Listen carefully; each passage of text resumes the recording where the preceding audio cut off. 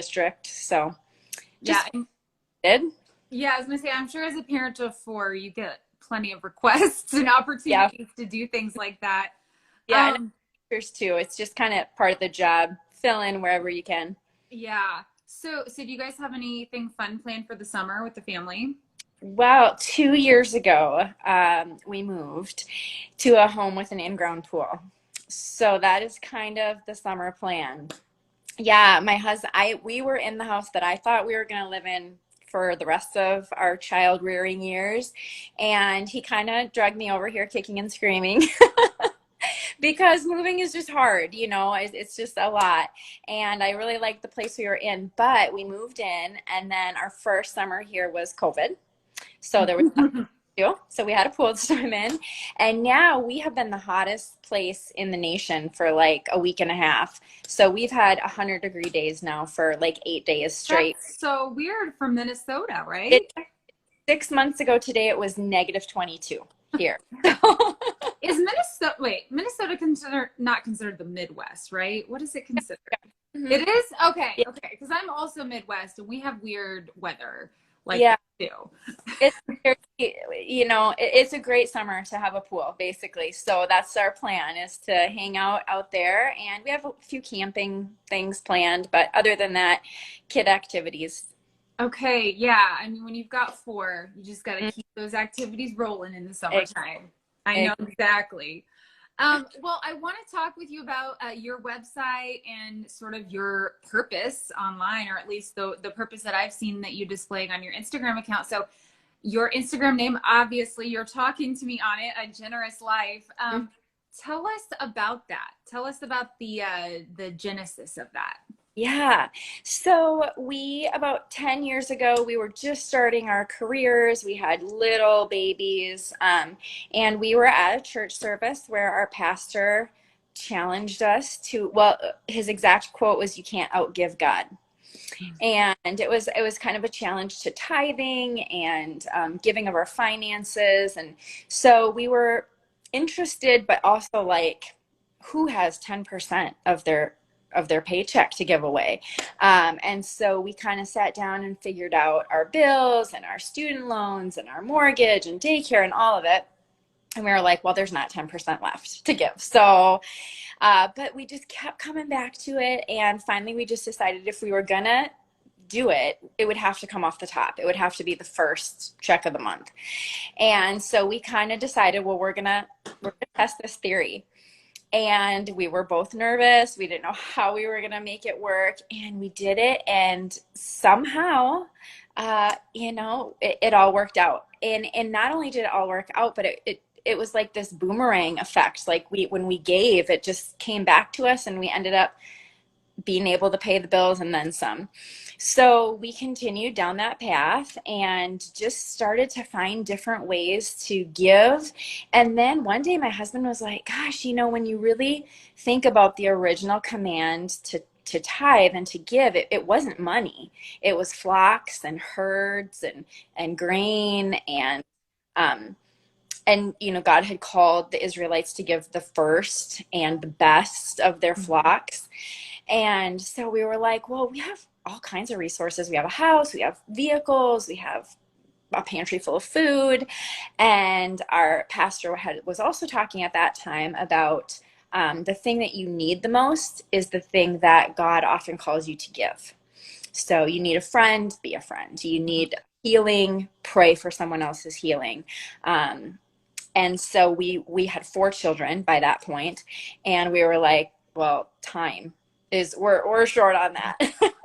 So my husband had this idea what if we tithed our year? What if we gave away 36 days in our year? So we kind of planned it out, and we researched all these different places, a women's prison that's local here, a food shelf, a homeless shelter, and then we found some global organizations, and we made plans to go visit an orphanage in the Dominican.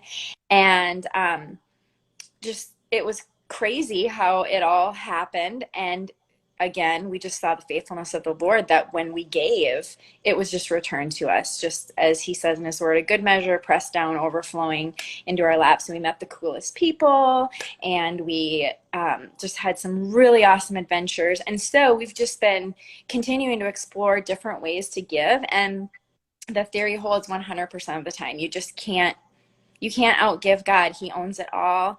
And we've really found the story of the 5 loaves and the 2 fish, where Jesus gives thanks for what's not enough and it turns into more than enough, to be so true in our lives in every area that we've tried to give. And so we just keep exploring more things that we can give away and share, and finding needs in our community and the world. And it's been so fun. And it with our finances, I have been able to, for 6 years, go to a part-time position. We were able to move into a different house. So all these things that just didn't seem like they would make sense as we started giving them away, we've just found it to be the upside down, backwards way of God, that somehow the first are last, and the last are first, and the rich are poor, and the poor become rich. And it's been such an exciting way to get to know God in this whole new way of trusting him. Yeah, I feel like I don't know that I've ever heard a story of someone who trusted God with their giving and didn't have that kind of return, because it's true. It is true that he promises that return. And it has been a battle for me over the years too. Tithing, I mean, that is a lot. A 10% is a lot. Yeah. And And so in years, it becomes more, and the 10% grows. And yeah. sometimes writing that check or entering that amount online, it's big. But we've never, ever come up short. And the more we do it, the more we're convinced that it's the only way to really, not the only way to live, but just for us, it's just such a beautiful way to live. It's, when I look back on some of my early years of parenting, I think I was a bit of a hypocrite because I'm always telling my kids to share and work with others, and share your toys and things like that. But we were holding everything with such a tight fist. And the more we've loosened our hold on what this world has to offer or what's ours, the more we've seen, and the more we've experienced, and the more people we've met. And it's just been so incredible to see, I guess, that God is who he says he is. That he owns the cattle on a thousand hillside, and that when you invest in him, there's always going to be a return. It will not return void. So did you start your blog when you started this, or was that a later thing? Yeah, no, we did this for like 10 years before we were like, my husband was kind of like, we should write this down. I mean, like, some of the experiences we've had and some of the places that we've been. And so I started writing, I started blogging about it. And so it's just kind of growing as we continue doing it. We would just talk to people, and then they kind of, just people in my community even encouraged me, like, you should tell people about this. This is cool. This is exciting. So it's kind of growing as we go along. But no, we were down this path 8-ish years probably before I ever wrote a word of it down. Wow, that's really cool. Well, I went to your website and I saw a couple of things I wanted to ask you about. So, well, first of all, I love the tagline about giving away dollars and days, which you sort of just referenced that, but I think people forget about the days sometimes. Yeah. You mentioned a couple of things, but what are some other things that you've done with those days? Could you give us some Yeah. examples? So I volunteer at a women's prison, which we're just getting back into that now. So we've had a year and a half of not being able to go there, but there's a homeless shelter here in Minneapolis that is a old hotel that's been renovated into housing for women and children. So we go there and serve meals. Our kids come every once in a while with us, and sometimes we provide childcare for the moms so that they can go to classes. Some of them are working on GEDs and things like that. We pack food there. We also have a Feed My Starving Children here in Minnesota. Are you familiar with that organization? No, I don't think so. Okay, so they have locations all over the US, but it's a food packing facility where you're packing like there's a scoop of vitamins, a scoop of rice, a scoop of grain, and then you're sealing it and you're packing just pallets and pallets and pallets of these food bags that then get shipped to Haiti and other third world countries. So we do that. Our kids have done birthday parties at places like that. It's been really cool to get them involved with us. My husband and I have done date nights at some of the places that I just talked about. There's also a men's campus for the homeless shelter. We have a food pantry here in town. And then we've also done a lot of research, and we found an orphanage in the Dominican Republic that we just love.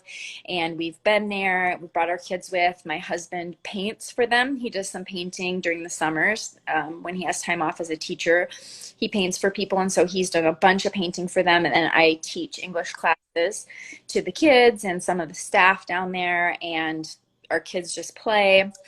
So those have been more like we've gone for several weeks at a time.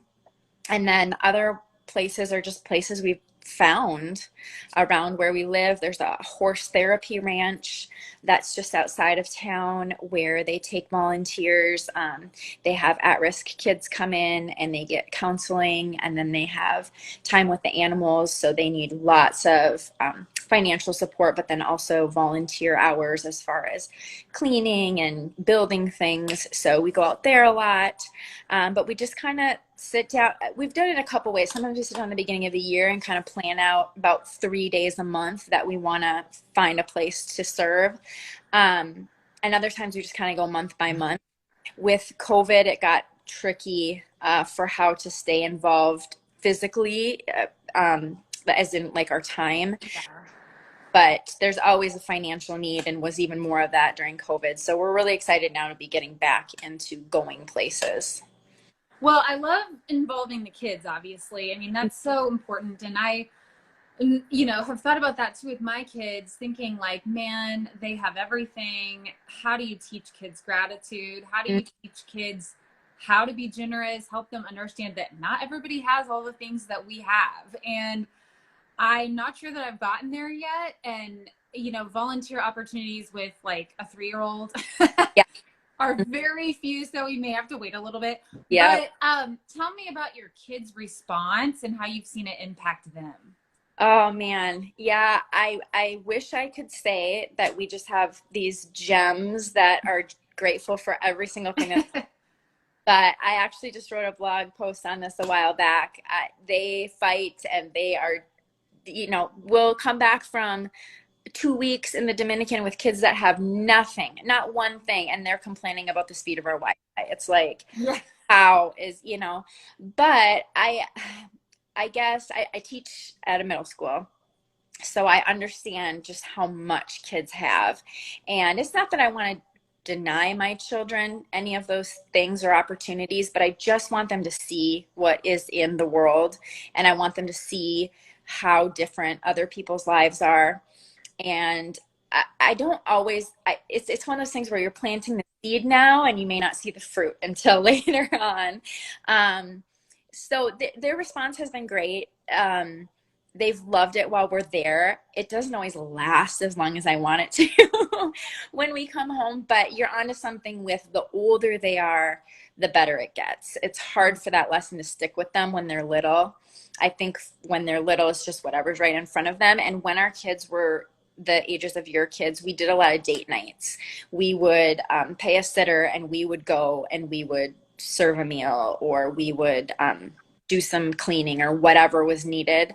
And now that we're able to bring the kids with us, we talk to them about it, and we just try to have realistic expectations that they are kids, and pray that 10, 20, 30 years from now, we're going to see the fruit of giving them opportunities to look away from themselves and see the needs around them. And hopefully that makes a difference. I guess as a middle school teacher, I'm afraid not to give them that experience, and they'll have to do with that what they do with that.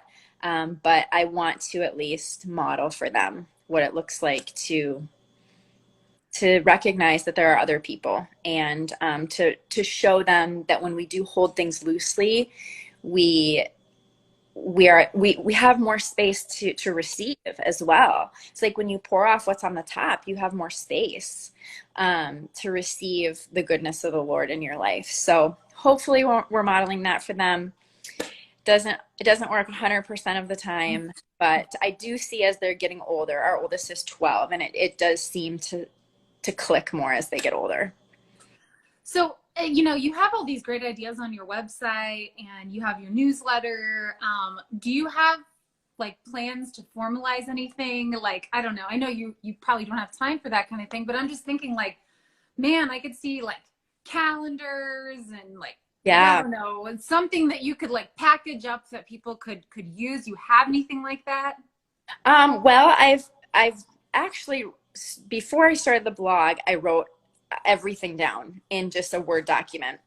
So I'm working on with a publisher on that, and I've kind of been working with a social media coach to get that piece in. As you know, as an author, there's the social media piece and the publishing piece. So we're working on that. Yeah. Um, and we'll see where that goes. But yeah, those are great suggestions. I've thought about a podcast too. You know, it just comes down to minutes in the day, right? It's so, yeah, it is so hard to do everything, you know, for one. It's like you're like, oh, I have this great idea. I want to tell people about generosity. But then it's like, yeah, the actual implementation and getting it out there. There's so much to it. It's hard to do it all. You just can't do it all. But but you kind of just have to be faithful in what God's leading you to, and just believe that that's where you're supposed to be at Mm-hmm. the time. But there was a couple other things that you wrote about that you guys do. I'm just looking at my notes. Sorry, looking to the side.